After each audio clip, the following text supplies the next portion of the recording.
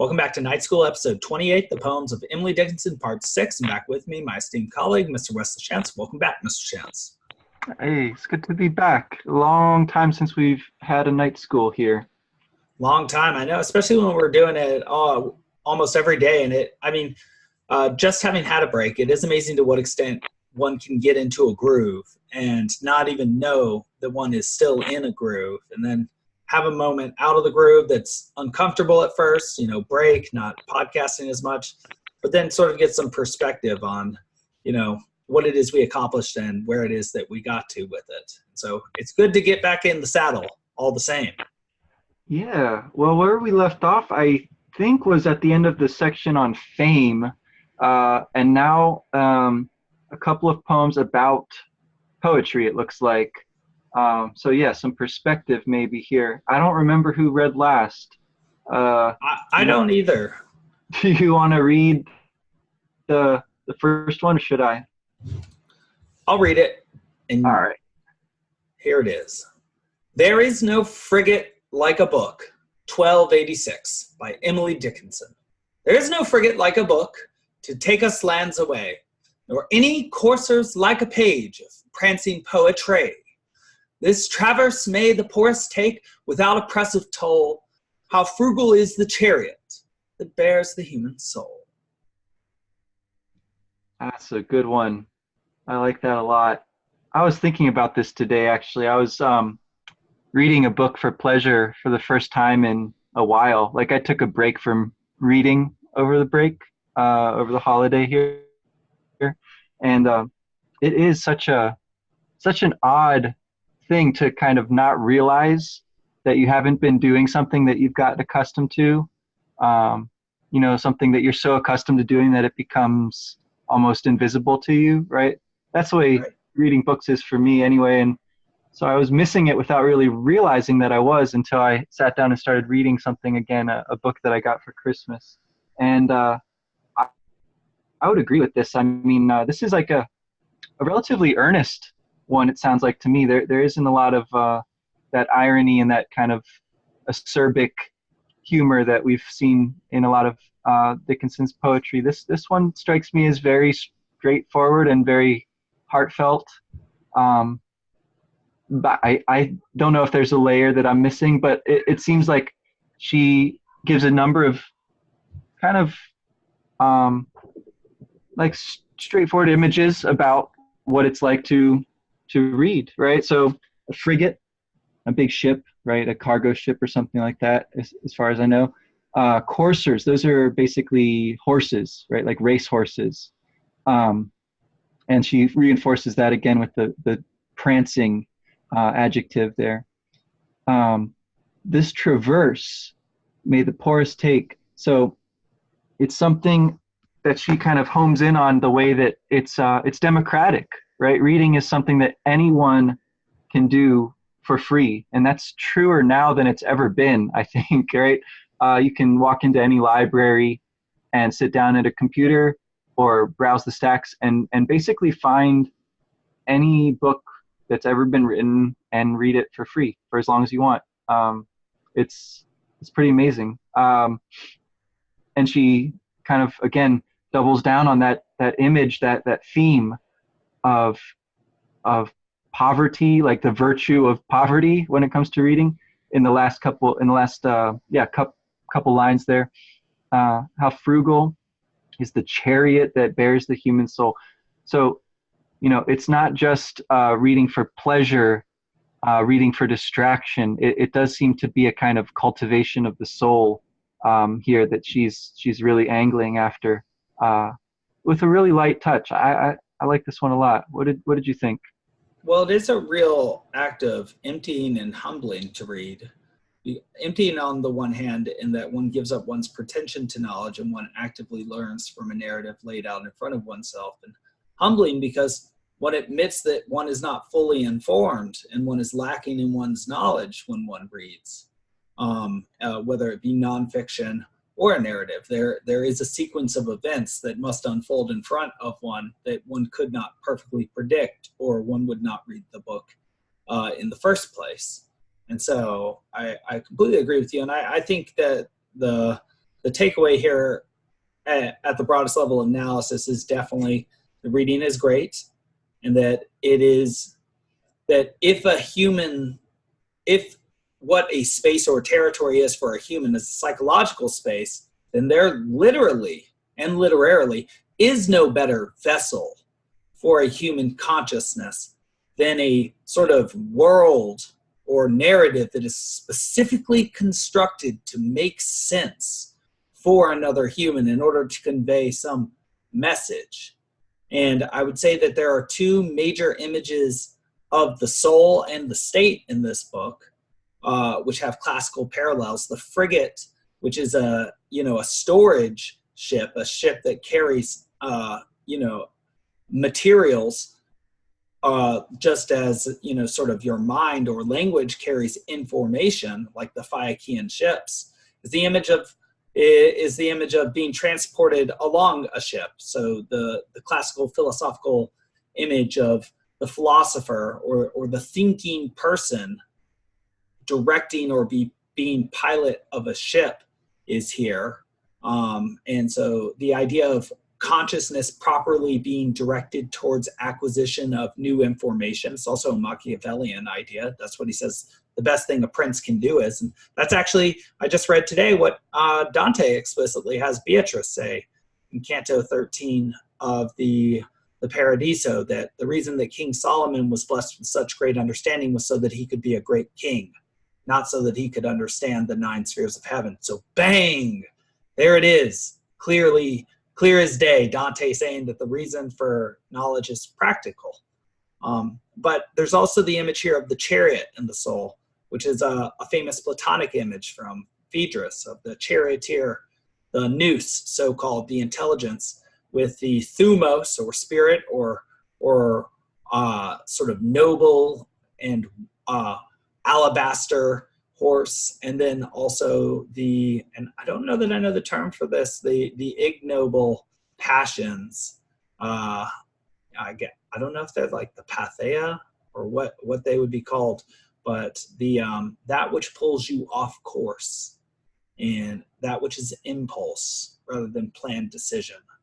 That represented in some ways by Ares in the Greek pantheon, opposite Zeus, at least as they're portrayed in the Iliad. And so it's just interesting in a poem that talks about the human soul and carrying the human soul, how much information can then be amplified and extracted from it.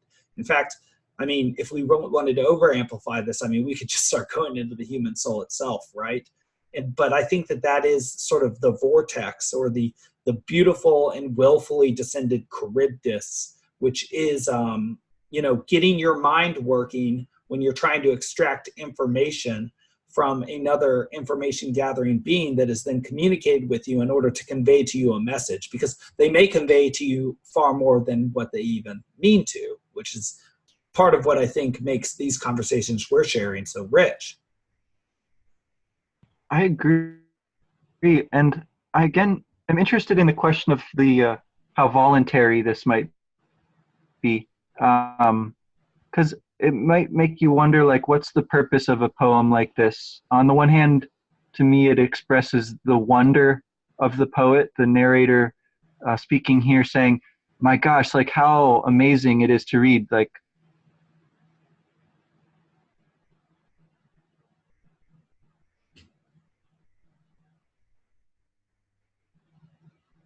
oh, sorry. I think I was muted. Did you catch that? How you were saying how expressing the wonder of how wonderful it is to read. Okay, yeah. So that's the one side of it. The other then would be like a kind of persuasion, right? So not speaking spontaneously in wonderment and bewilderment, noticing how great it is, but in order to persuade or to inspire someone else, right? To let them know that reading is this wonderful journey, this great concourse or race even, right, of chariots towards something beautiful. And I guess that's kind of part of what I think is going on in the Phaedrus, which you mentioned, is Socrates sort of prodding at and pulling along his interlocutor there with respect to reading, right? Like, what's the value of a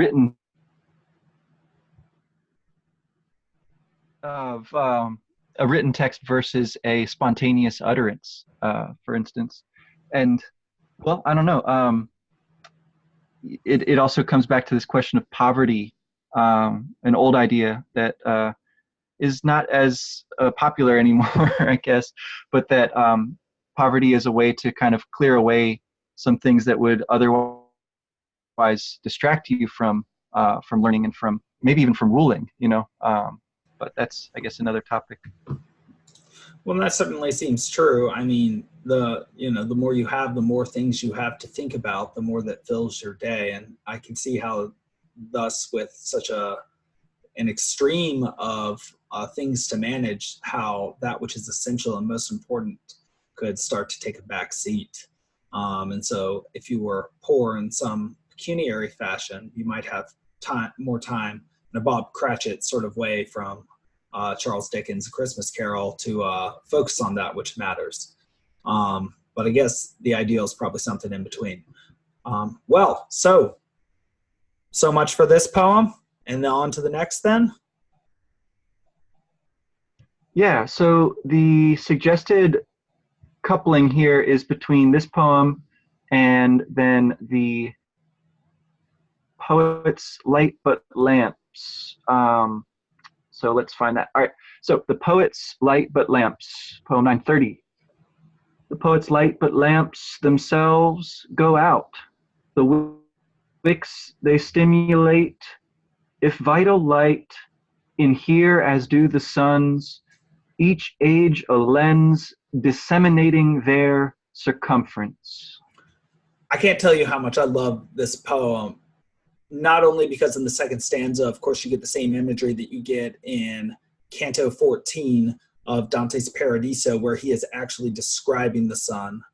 And in the very first line, talks about the circle that measures the circumference and the circumference that measures the circle, as he describes the dance of two circles of spirits, which together represent the will and the intellect and how they circumscribe each other. One is always creating and one is always being created. So that's very interesting. Not only that, but of course the imagery of the sun. I recently read in Milton as well in my studies for the upcoming lectures. He calls the lamp the light of the world in book 7 of Paradise Lost when he's describing the creation of the world. And of course, something interesting that one can note on there is that, of course, the sun is made on the third day, where light comes in on the first, suggesting from the get-go a metaphorical interpretation of light, or something that records the data, like consciousness. But so I think we see that here. The poets, and I've been talking about poets here, light but lamps. And again, just a couple of structural features that were in the last one, but we didn't really mention are these dashes, and also the sort of Germanic capitalization of nouns that we see here. That is a German convention, and I know capitalization rules were weaker at this time, but it is interesting to see these nouns. And even if you think disseminating is not one, it could have been a gerund, but it isn't. It is actually a verb. So we do have, but that could also be capitalized because it's the beginning of the line as well. So tough to say there. That would be my theory. In any case, we also have many hyphens going on here. Or rather dashes. They're longer than hyphens, and there are 5 of them. But so just to the poem itself, the poet's light but lamps. So they give you clue. They make it so that you can see the truth. They don't show you the truth or create the truth. They just make it so that by their light you can see what you see, which is the truth. So they're not making any claims. They're just giving you tools. Themselves go out. So poets will die, but their messages live on.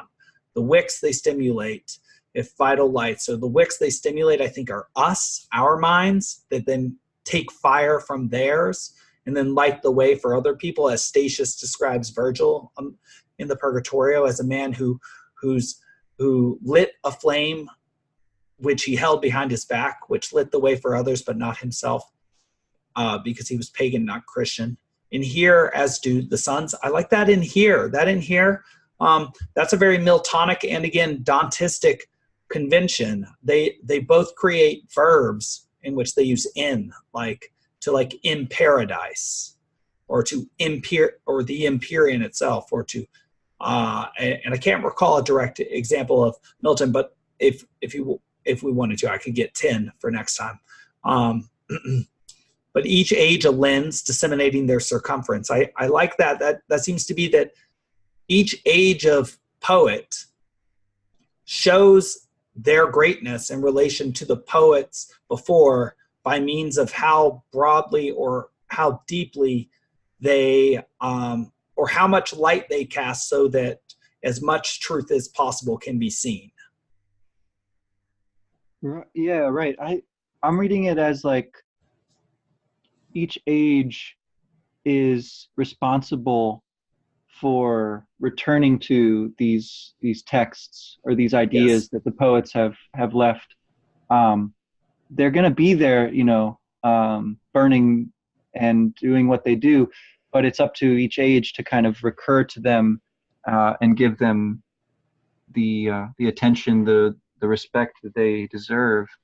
I think, again, that our age has got this lens, this technology, which is disseminating the poets. Like, as we're looking at the Poetry Foundation website here, I mean, it's disseminating it as broadly as you can really imagine. Practically everyone could have access to this. And I think that there is something kind of interesting going on there, where on the one hand you can have all the light that you might want, but you can still go astray. You can still use it for purposes which are not the intended one. You always have to make kind of judgments about what the best thing to do is with the time, with the light, so to speak, that's available to you. Milton's got a great sonnet about how, considering how his light is spent, I think is the title of it. And so, yeah, that's definitely a major epic and lyric poetic image. The claim that Dickinson or the speaker makes here about poets themselves going out is probably, again, like a bit of a reflection on herself, or maybe on the death of somebody close to her, having to kind of come to grips with mortality, and yet on the other hand having this kind of claim to immortality, right? That some part of her thought, her poetry, what she's made, will continue to light the way for somebody else. And that verb disseminating is really interesting too, because it's like it's an agricultural image that's kind of buried in that word. The seeds, right, are going to grow into something bigger and bigger. It's like, again, that circle of light continues to expand one way or the other. And it's also a major mythological image. And the idea of dissemination, like seminal fluid, is that which contains the seed, that which impregnates with the new idea. So that my God, you've just given me the most beautiful idea. If that which is most precious to a human and is most meaningful and is most characteristic of that which is a human form, that would be the great truths, or the great information, the information we have worked hardest to attain. And that we can convey that in language and light someone else's wick by means of that is literally the closest thing to immortality we could have, right? Because then it is the most special truth that you attain to and expressed in the most meaningful way, that is then given as that is then given as your ultimate gift that gives even beyond your own life to another human, that they can then imbibe and embody and be made pregnant by, to use again another Socratic image, and also, of course, a Greek mythological image. Zeus is the great archetype of the man whose head becomes pregnant with wisdom and then must create because of it, which is why Hephaestus has to hit him in the head with a hammer. Hephaestus, the god who creates, which is why Hephaestus and Athena were the dual gods, will and intellect of Athens. They used their wisdom practically.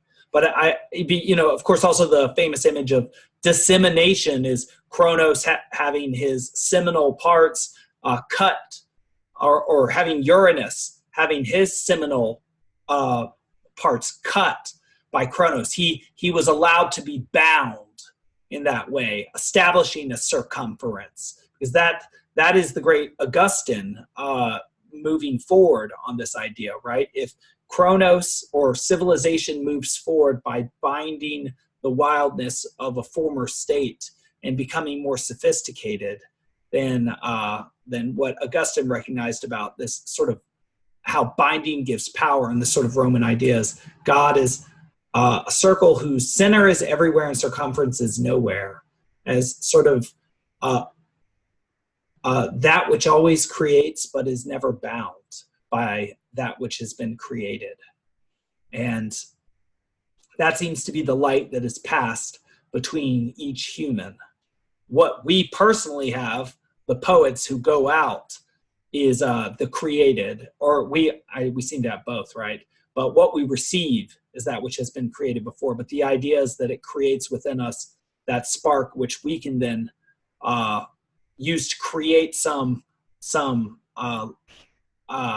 what is a sparking stone, some dynamite that then later could convey such rich information that it provided the spark that got somebody else's wick going.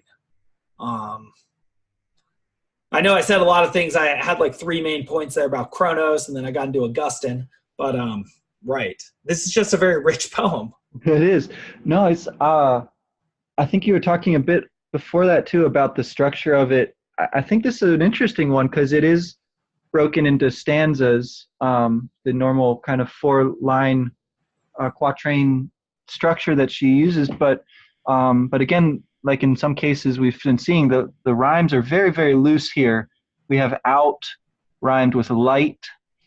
We have lens and circumference, which is a bit of a stretch, but more than that, the kind of syntactic or the meaning slides from the first to the second stanza without a grammatical break there, right?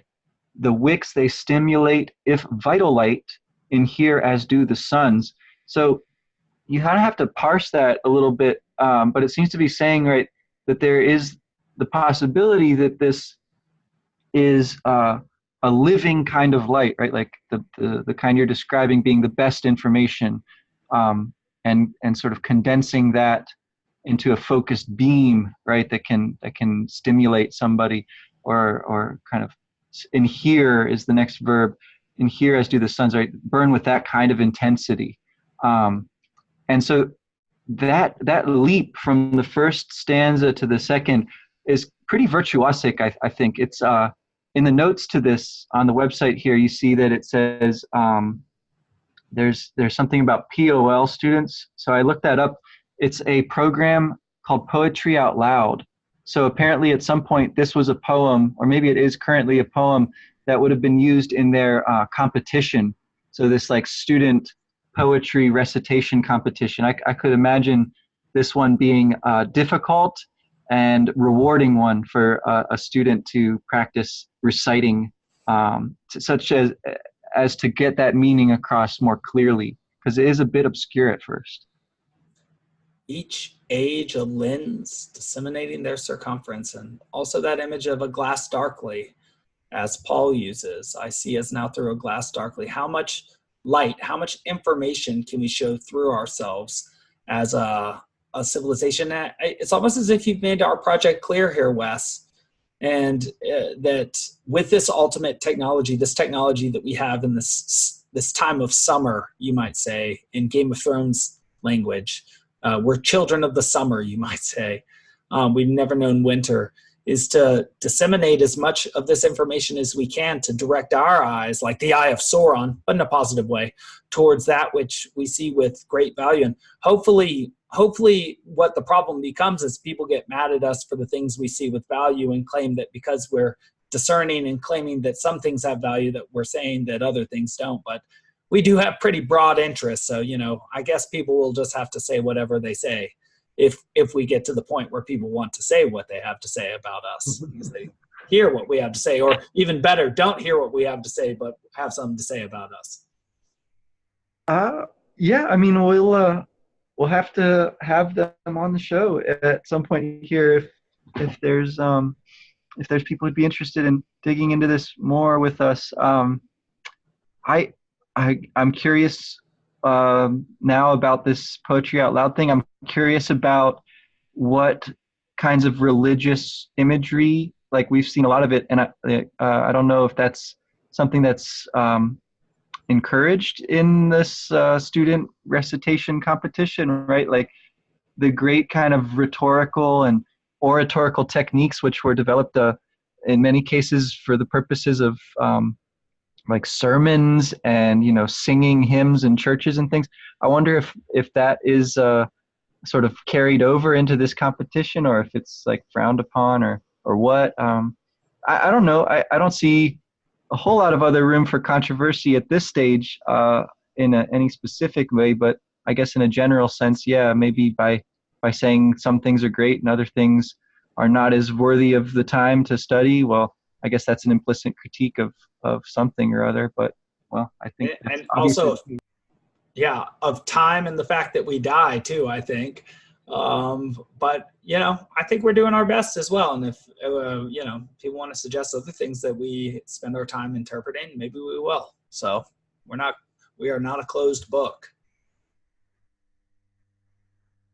Right on. All right. Well, so we've got just one more section of Emily Dickinson, the section here about death. It looks like there's a couple poems that are suggested. So maybe next time we can look at that. This, by the way, isn't this the 200th episode for you? My goodness.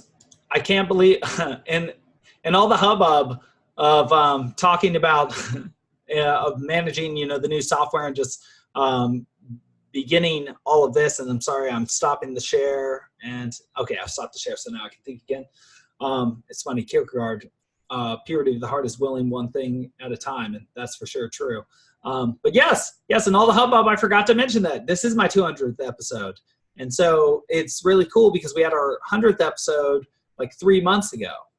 And so output is really, really soared. And so, talking about getting into groups, we've really been doing quite a bit of this. Speaking of disseminating information as broadly as possible, and you've been a big part of that, Wes. So, thanks for sharing the Chariot and the Frigate with me.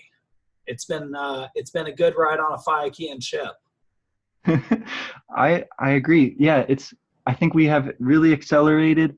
I think the quality of our material has remained high, and maybe in some ways we've become more focused. In other ways, we've expanded and kind of broadened the sorts of things we've been talking about, and some of the people that we've been talking to as well. So I think we're on great track here. I think we've got a good year ahead of us.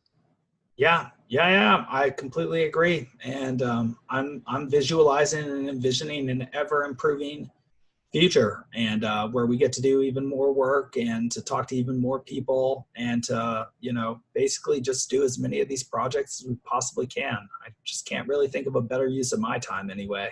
And hopefully I get to spend some of it with you. Thanks. Yeah, my pleasure. All right. Well, until tomorrow then. Yep. Take it easy.